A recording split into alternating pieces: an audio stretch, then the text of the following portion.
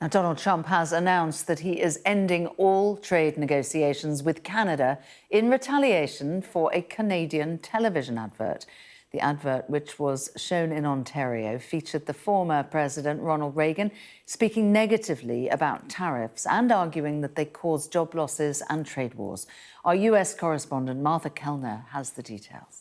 Canada is one of the US's closest trading partners, and so this represents a major, in fact, a total breakdown in negotiations over a trade deal. And some might say it also shows just how fickle the US President Donald Trump can be when it comes to these negotiations, because all of this has broken down over one TV advert. It's an advert which was paid for by the province of Ontario, which is a region of Canada, and it features the voice of Ronald Reagan, a former US president, US Republican president, talking negatively about tariffs, obviously in a completely different context. It was taken from a radio presentation in 1987, but the advert was designed to provoke a reaction.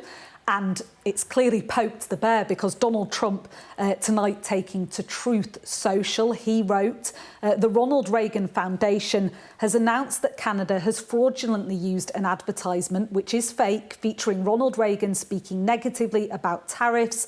And based on their egregious behaviour, all trade negotiations with Canada are hereby terminated.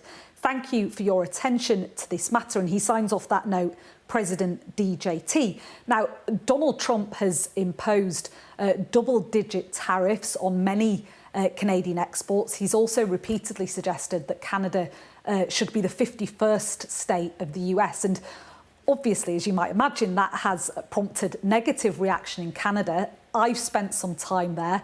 I've seen US products being pulled off the shelves in certain cities in Canada. You know, they're selling Canadianos instead of Americanos. They're cancelling trips that they'd planned, some Canadian people, to the United States. But the US is a hugely important trading partner, the most important trading partner to Canada. And the Prime Minister, Mark Carney, has been desperate to try and come to a deal with Donald Trump over trade. He's been trying to repair that relationship. He was in the White House a couple of weeks ago, and just last night he was joking on a TV interview about a baseball game between the Toronto Blue Jays, a Canadian team, and the LA Dodgers, obviously a US team. Well, you'd imagine that his next interaction with Donald Trump, given this news, may not be quite so light-hearted.